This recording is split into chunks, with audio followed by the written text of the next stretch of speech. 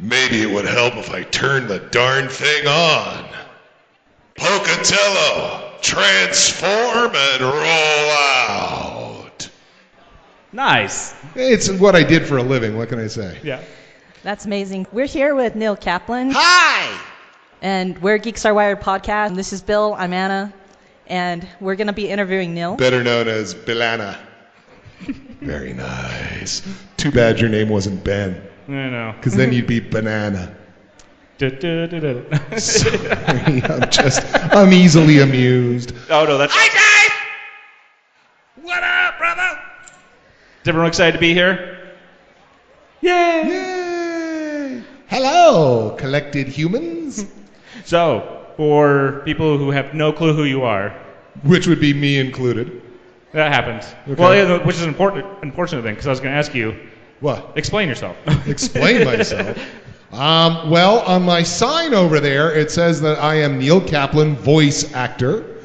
I'm probably best known for playing the heroic Optimus Prime on Transformers, Robots in Disguise. These days, you'd find me hanging out in Galrus space as the evil galactic emperor, Zarkon. And some people may know me for being kind of brutal and kicking them in the face when they're trying to play Destiny 2. Yeah. I am Goal. And then a few of your anime fans might know me for working on a show called Naruto. I play Madara Uchiha. So I play a lot of bad guys. Is it fun? Oh, it's great. Are you kidding? Well, there you go. Yeah, no, good times. Well, Good times. you play a super good guy, then Optimus Prime. One. But And come that on. was like 17 years ago. Well, you have to balance it. You know, I mean, look, I did play Tychus Finley in StarCraft 2 and Heroes of the Storm, but he ain't exactly a traditional good guy. Of course, he's what we might call an anti-hero. Is it because it's over the top that you actually have worked with a lot of the different villain side? Wait, because it's over the top? Are you saying I overact? No. I'm just saying that it's a lot more robust as far as your voicing. Still sounds like you're saying I overact, but it's okay. I'll let you get away with that. I don't know, and I'm almost afraid to ask people why they hire me because I don't want to, kill the golden goose. You know, it's like you go up to, hey, why do you lay golden eggs? And then all of a sudden you're just eating omelets for the rest of your life. So it's like, nope, I don't want to, I'm kind of nervous that way. I just go and do the best work that I can and hope that it works out. So I did read up that you actually were Albus Dumbledore on Robot Chicken. I was Albus Dumbledore for Robot Chicken. There are a couple of interesting stories in regards to that. One is that the story of that sketch was Harry Potter and the Professor Who Broke Bad. So it's at the very beginning of Harry Potter where Dumbledore finds out he has cancer, and so he starts selling evil potions, so, and then it follows the story of Breaking Bad, and that was a lot of fun. Interestingly enough, do we have any Voltron fans right here? Great. Believe it or not, that episode of Robot Chicken was the first thing I ever worked on with Bex Taylor Klaus. Okay? We didn't know each other at the time. We were not in the same sketches. But then after working on Voltron for a little bit, I watched the episode again and I saw her name on the credits and went, what? We were already in a show together? How cool is that? And on that episode as well, I also was the voice of G.I. Joe Extreme. And my favorite part was I actually did a sketch which didn't make the episode. It was Wolverine having nightmares and waking up and being startled and accidentally killing people with his, with his claws out, like somebody, Wolverine, relax, no, and killing them. It was kind of a one joke thing, but my favorite thing about it was I tried to do Wolverine as a tribute to my friend Steve Bloom, who played Wolverine in X-Men. So that was a lot of fun. And of course, I did the episode only because I was at Comic-Con a few years back and met Seth Green by accident when I was standing in line to get one of his comic books autographed, and the guy in front of me in line started doing an impression of Optimus Prime. And the people at the Top Cow booth knew who I was. And they kind of went, "Do you know who's behind you in line to this kid?" And the kid went, "No, why?" And they said, "That's the voice of Optimus Prime." And Seth pulls out his phone and goes, "Optimus Prime off! Optimus Prime off!" Well, this was my Kobayashi Maru moment, all right? Thank you for chuckling, because I would have been really worried if a show that calls themselves Nerds or Geeks doesn't get my reference to the Kobayashi Maru test. That would be bad. But it was a no-win situation, because he's like, Optimus Prime transform, blah, blah, blah, blah, Cybertron, blah, blah, blah, blah, blah, blah, blah. And he knows all the words. I worked on the show. I would walk in the booth, read it off of a page, and walk out. Didn't memorize this stuff. I like Transformers, but I'm not an Uber fan. I don't have it memorized. So it's like, this is my no-win situation.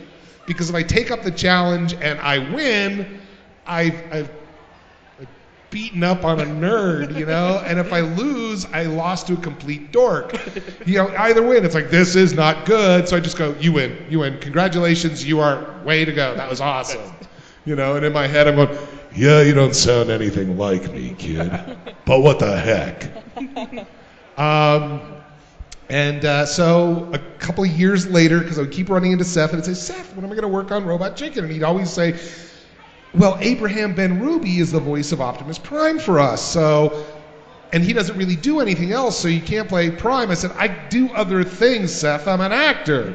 And so one day I get a call from my agent who says, "We just got a call from Robot Chicken.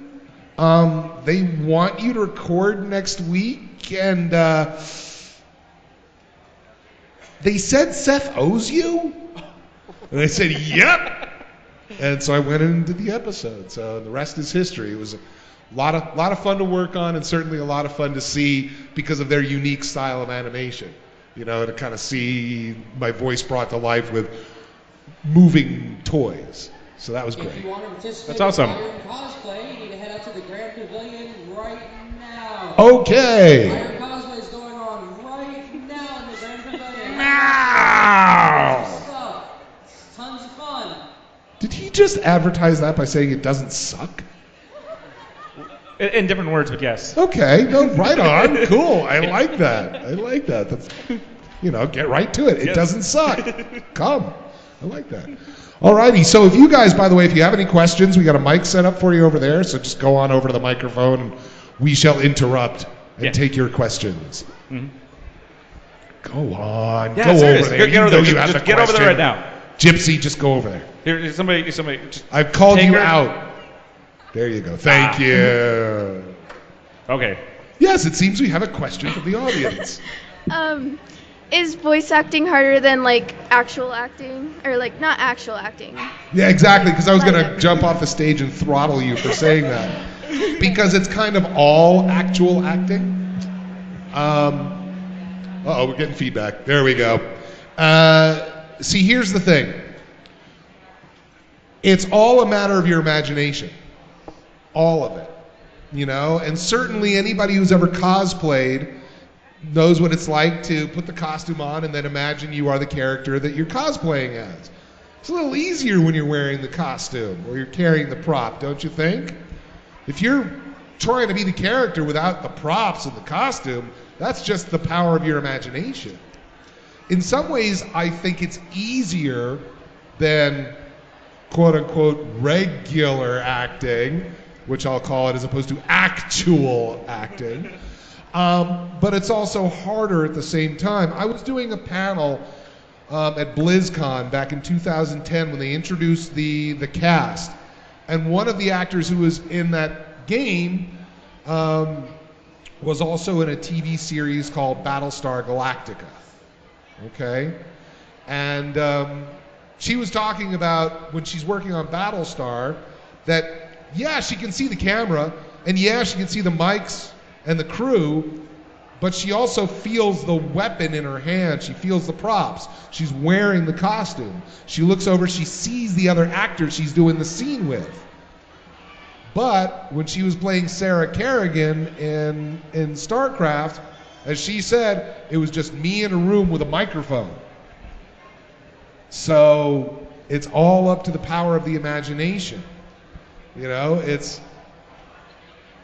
an interesting challenge because I sit there, and one of the reasons I got into voiceover was because I used to be a stage actor, but the nerves kind of ate me up, my nervousness, my stage fright, and so I finally said, I did something on mic in a booth and went, oh, okay, this is cool. Nobody's looking at me. Or a couple people on the other side of the glass, but I can deal with that, you know? And I mean, when I'm in there, I'm the character. I sort of play the movie in my head. So when I'm playing Zarkon in my head in the movie up here, I see it from Zarkon's point of view, and I see the bridge of his ship, and I see out into the Galra space, and I just try to be Zarkon and feel what Zarkon's feeling and just say it without worrying about what does my face look like? You know, am I standing in the right direction? It's like this story that I tell when I'm trying to describe voice acting. It takes place in New York City. It's a bar on 43rd, so it's near Broadway. And you got two actors there. You got an on-camera actor who does TV and movies, and then you got a stage actor who's on Broadway. And the stage actor says to the on-camera actor, "That's so cute. What you do, you call acting, where you get a second take, and you film and get coverage, and then you go in later and you dub your dialogue in ADR to make sure that it sounds right. That's so cute."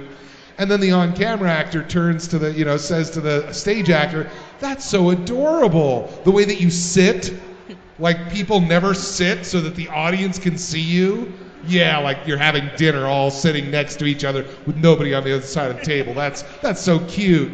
Or the way that you talk so that your voice projects to the other side of the theater, in a way that nobody actually talks in real life. That's so cute.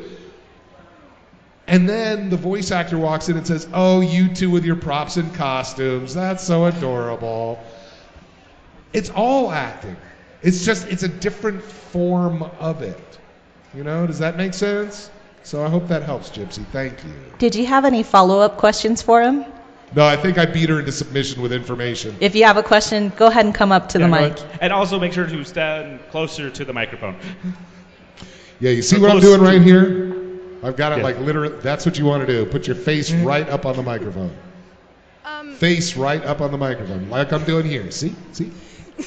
Get close to it. It won't bite you, I swear. What was one of your favorite projects to work on as a voice actor? All of them? No, I mean, I'm half kidding when I say that, because you asked what was my favorite. They're all my favorites because, most of them are my favorites, because I get to be something else. I get to exercise my imagination. So it's like, in Star Wars, The Old Republic, I was a bounty hunter, and then I was a Wookiee, and then I was a soldier, and then it's like I get to do all these different things, and when I'm being Zarkon, I get to be mean, I get to get all my frustrations about horrible LA traffic. I get to get that out, and when you're playing somebody like Gaul, Gaul was one of my favorite characters that I've ever worked on, because his motivation was just so strong and so deep. So each character brings something new, and because I'm not sitting there on set waiting for 5 hours while they're setting up the lights, or sitting there in the makeup chair having them put all the stuff on me, it's never really difficult. So, but if I had to pick a couple that were real favorites, Hawkman was a lot of fun, because Hawkman's kind of prissy, has a lot of attitude, so he was a lot of fun to slip into that oh dear me, kind of eye roll kind of attitude. And Tychus Finley is so much fun because he's like Han Solo. All he wants to do is be left alone, have a drink in the cantina, and maybe meet a not so nice young lady, you know? So, but when the farmer comes in, when the settler comes in, and they're harried and they're saying, please, they're destroying the town, somebody help us. All the nice guys, all the heroes sit there and they put their head down, they ignore, I can't hear you. And then it's the anti-heroes like Han Solo or Tychus Finley that grab their rifle and head out the door, cursing the whole time. Like saying, I hate you people, cowards. And then they go and they save the town because that's what needs to be done. So, I mean, I don't have that kind of bravery in my soul. I would never do that. I'd be one of the guys going, I can't hear you. So to play somebody with those kind of values and those kind of guts, it's a lot of fun, you know? And Zarkon, please. I mean, he's just, you know, he gets to be just so driven. And I always tried to play Zarkon as not evil. Well, that's the best bad guys. Well, the fact of it is, you've seen him on his ship. Is anybody revolting? Is he facing down a revolution? No. So you got to think, if the people who are under him are following him and loyal, maybe he's good to the people that he leads. You know? All right, so he wants to expand Galra space and he wants Voltron. In fairness, the Black Lion was originally his. Technically still was. You know? Not originally, it technically still was. It's still, right, it was his first, so it's like, I just want my toy back. Yeah. And it's not just a toy, but it's something that he bonded with psychically. So it's kind of understandable that, you know, it's like if you had a dog and your neighbor took your dog, wouldn't you want your dog back? Yeah. Would it matter that they say you're mean? No, it wouldn't. Yeah. You love your dog and your dog loves you, so you'd want your dog back. So that's all it was. Zarkon just wanted his lion back. Can you blame him? Well, it's like the idea of his point of view. You know, he is not the bad guy in his point of view. He is actually helping out his society by uniting it. Exactly. And getting what is his back. Right. Just like Madara Uchiha. Madara Uchiha may want to destroy the world and rewrite it, but that's only because he feels that's what's right. That's where everyone would be better served. You know, it's kind of like a mother who tells their kid, eat your Brussels sprouts, they're good for you. Exactly, and you get that face. You get that face. So you're sitting there right now and saying, Mom, you're a villain for trying to make me eat Brussels sprouts. And she's sitting there going, no, I just want you to grow up and be a healthy person. I want you to be raised up eating a variety of foods and eating foods that are good for you. And you can think I'm mean and a villain, and that's fine because I still love you and want what's best for you. So that's all Zarkon is. He loves everybody and he wants what's best for them. They're just spoiled brats who can't see that. Yeah. No, there's a follow-up.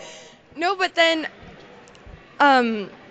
when every time they like fail something, he like gets all mad and like punishes them like really severely and stuff. So I take it that your mother's never grounded you.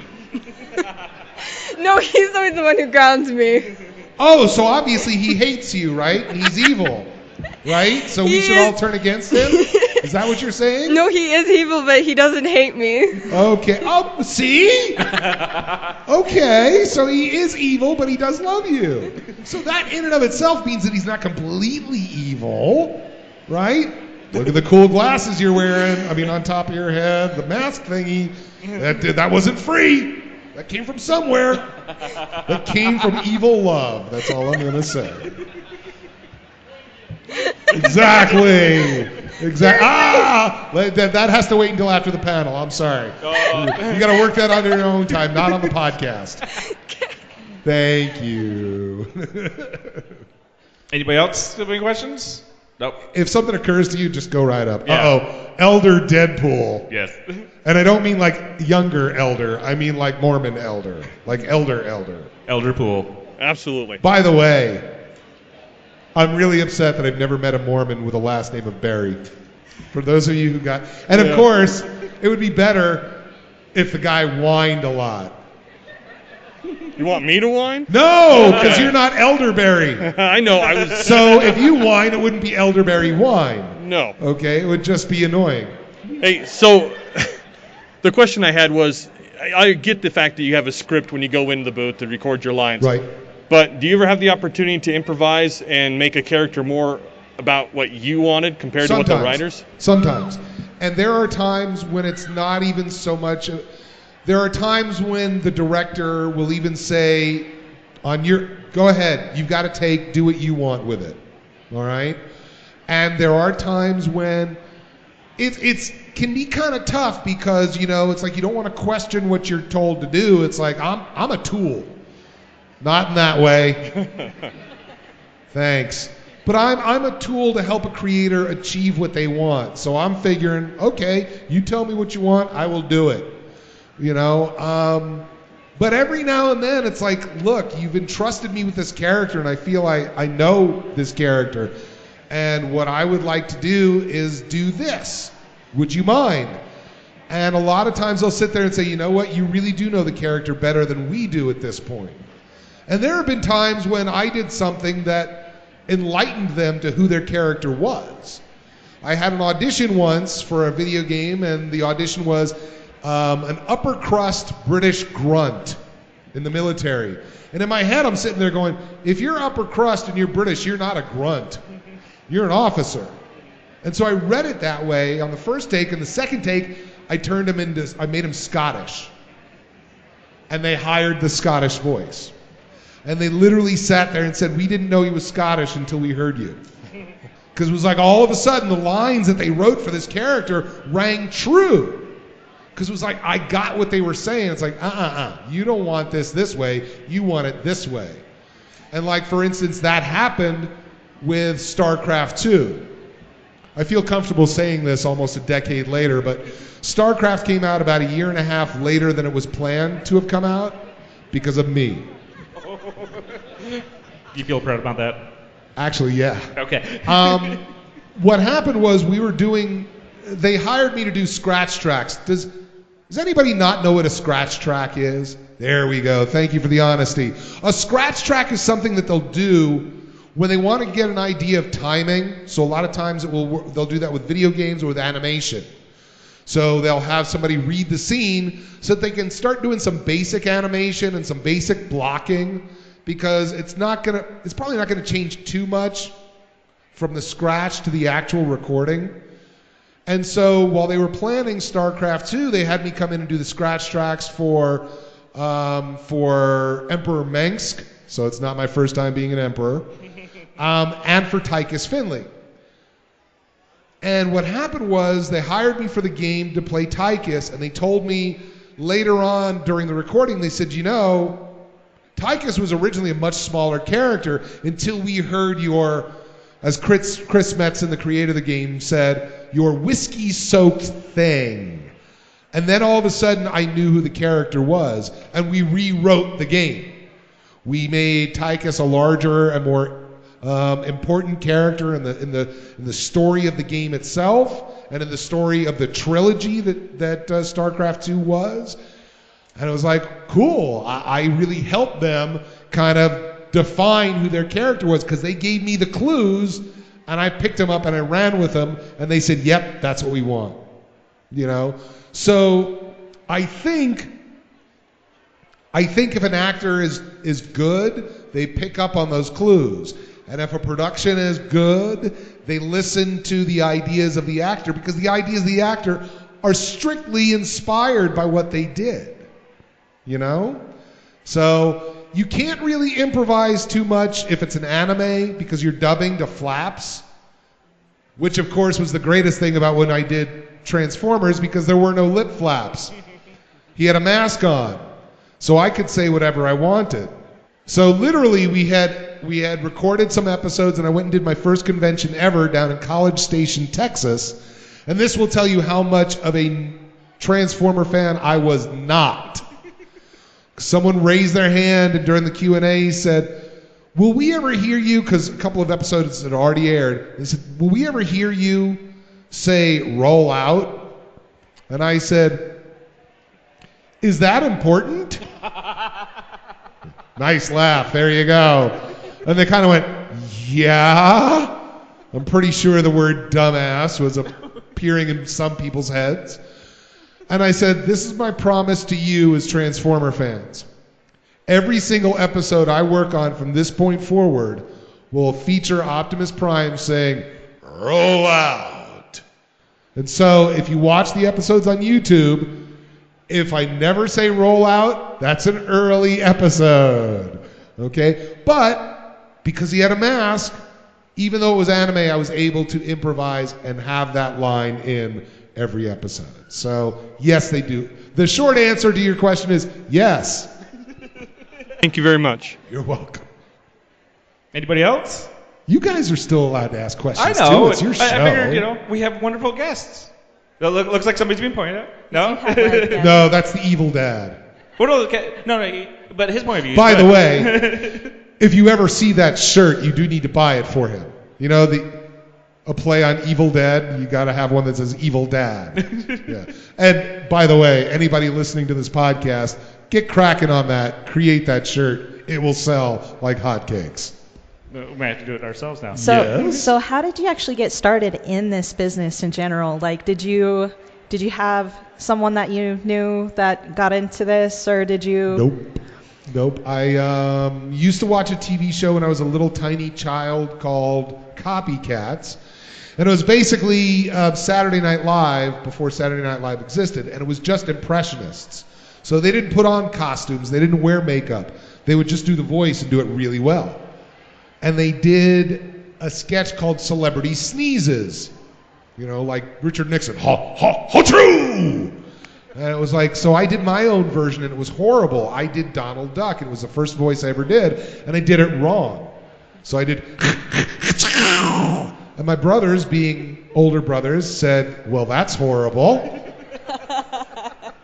And somehow I faced up to that challenge and discovered on my own how Ducky Nash, the original voice of Donald Duck, really did Donald Duck. And it's by tucking the back of your tongue in the intersection of your top and bottom jaw and forcing the air through there. Interestingly enough, you do not make sound with your vocal cords when you do that. I found that out when I lost my voice once, working on Heroes of the Storm. So I came home and didn't have a voice. I thought like this for the rest of the day. My wife hated it. She wanted to kill me. She said, shut up! Stop it right now! Stop it! And I said, okay. So that's how I started doing voices. And I was the obnoxious 10-year-old doing impressions of adults in the talent show at school. And I just always, when I started doing plays, all of my characters were vocally based. The voice came first. And so when I went out to New York to study musical theater, I met a guy who was on radio, and I did some celebrity drop-ins for his show. Stuff like, when you listen to CBS FM, it's always a wonderful life. Stuff like that. And it was like, oh, this is fun. Just in front of a microphone. And then I did some commercials, and it was like, oh, nobody's looking at me. And the fact that my hair is curly, yes, it used to be curly. And wild is okay because I don't have to worry about my hair. And oh, this is cool. And that's just kind of how it started. And I eventually moved to LA. I picked up the Actors Paper at the time, which was not Backstage West. It was Dramalog. That's what it was. It was Dramalog. And I looked, and there was an ad looking for background voices for Mighty Morphin Power Rangers. So I sent in my tape, and lo and behold, I got hired. And I was background voices for Mighty Morphin Power Rangers for a couple of years, and then I started doing some anime with Saban, and then just kept going from there. That's really cool. Thank you. So I'm really curious to find out a little bit more about Naruto because I'm such a Naruto fan. Okay. And so, is it just Madara Uchiha that you do the voice? Madara Uchiha. Madara Uchiha. See, this is what cracks me up, is they beat me to death when I'm working on anime. I get it, pronouncing everything right. You know, pronounce it right. Say it this way. And I sit there and go, it doesn't matter if somebody says Neil. I'll know they're talking to me. But if I don't say Naruto the right way, if I say Naruto or Naruto, it's like, no, say it right. No, say it right. No, say it right. And then I meet the fans who can't say it either. And it's like, what the? Drives me bonkers. And I sit there, and it doesn't matter what anime I'm working on, at some point in time, you will hear me say the words, can we just call him Dave? Can we? Please? They won't know. So, I'm sorry, you were asking about Naruto. Yes. What would you like to know? So, working with Naruto, what was your experience like? Like, did you work with a lot of the other actors? No, never. Just always in the sound booth? No, anime, you never work with any of the other actors. It doesn't work that way because you're dubbing. And since two people you don't dub two people at the same time, you dub one at a time. So it's like, I've been on shows with people that I've never met.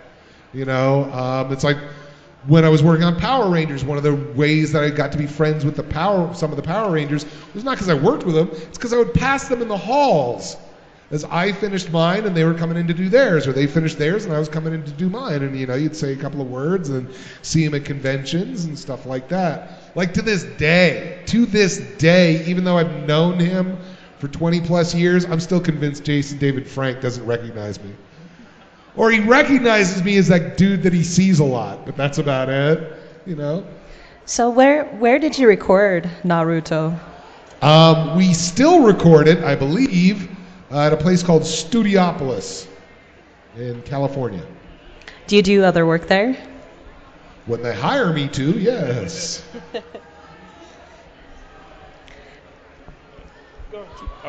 So are you in the next season, or the final season of Voltron? Or can you say that? That brings up a very funny story. NDA. and that's NDA. Why, yeah. You don't have to say and it. of course, non-disclosure agreement. Yeah. And NDA. Oh, and non-disclosure agreement. Awesome. So That's great. I hope that helps. Yes.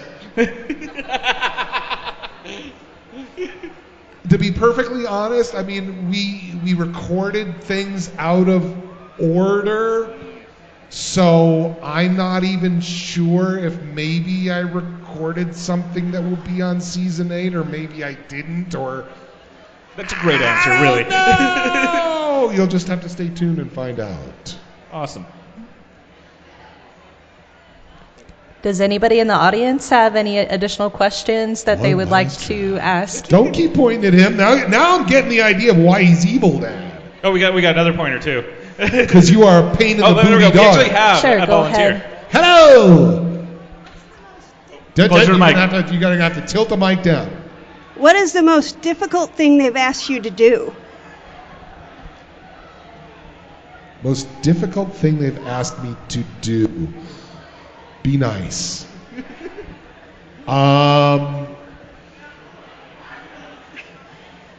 See, it's hard to say, because when I'm working, if it's hard, I consider it a challenge, and I prefer that. Like when I was working on Heroes of the Storm, they already had Tychus Finley, and they wanted to add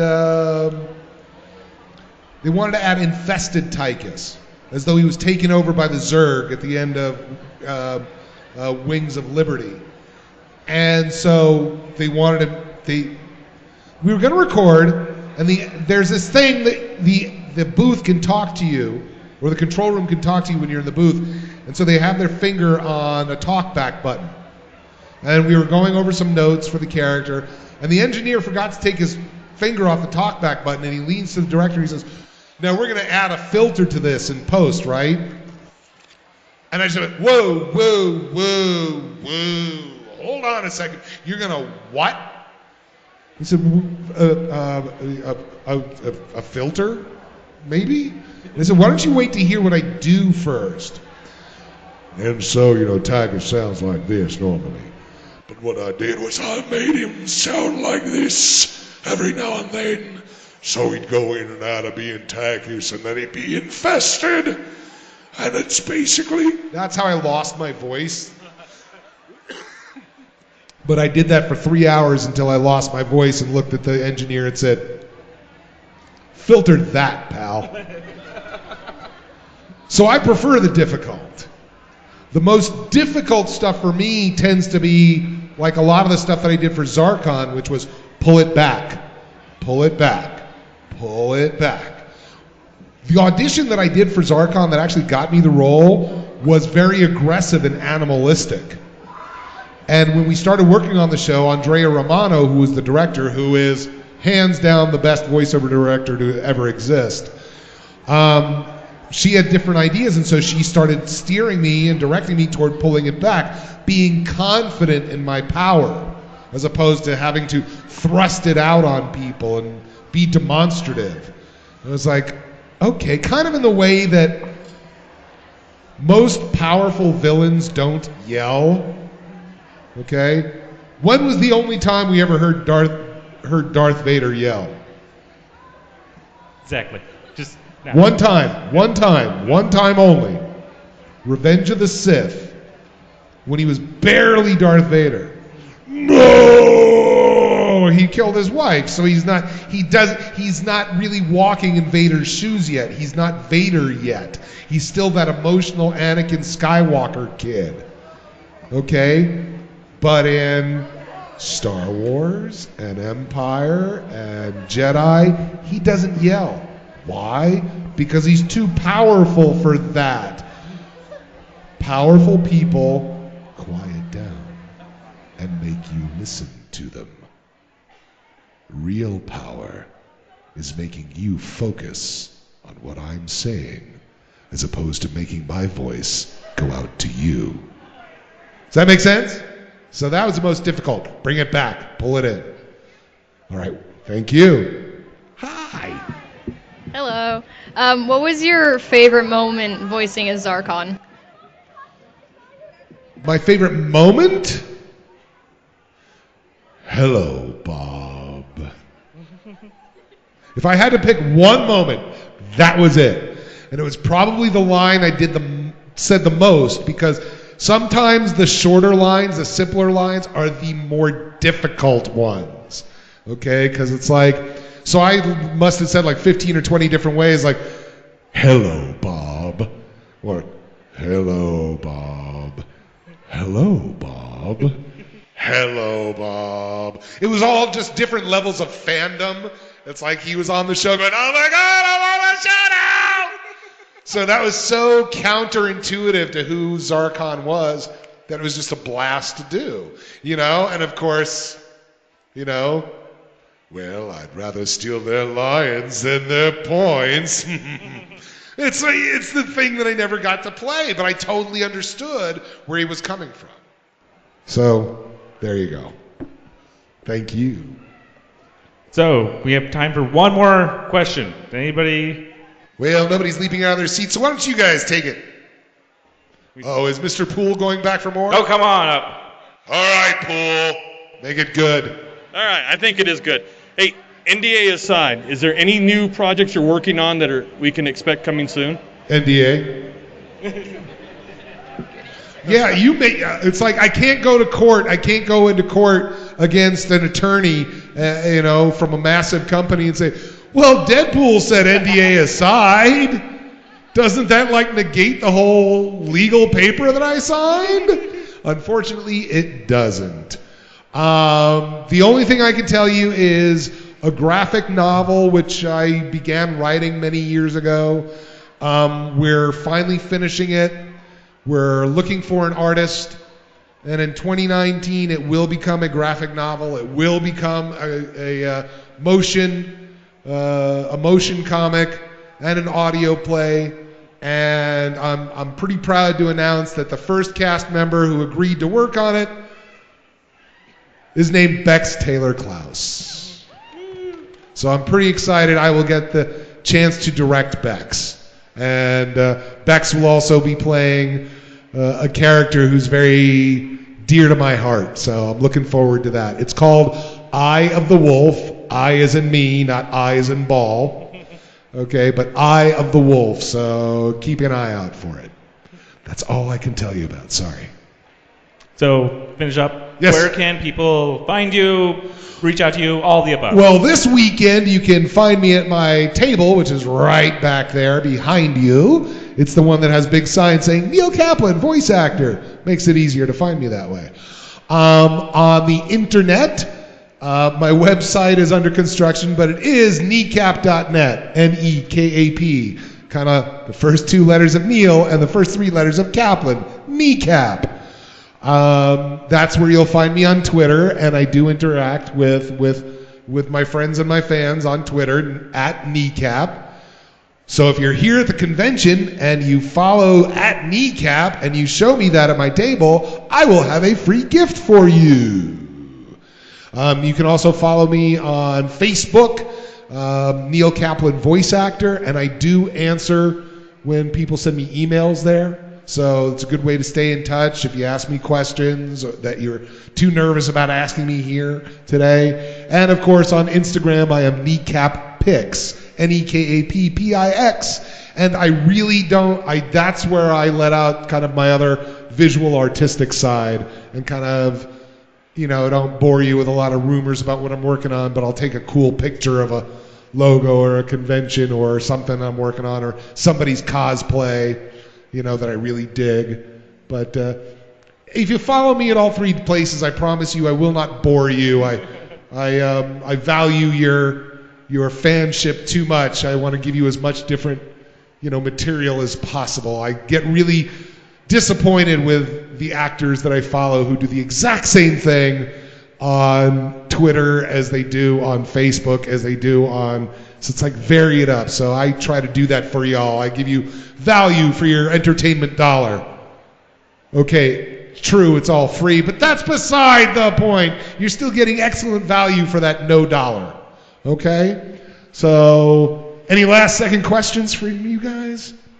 No, got you? That was pretty awesome. Cool. Well, thank you very much. I appreciate it. Yes, thank you for coming on. My pleasure. And thank you guys and gals for coming out and hanging out and asking me questions. It was a lot nicer than having the stands being empty. Yes. Thank you.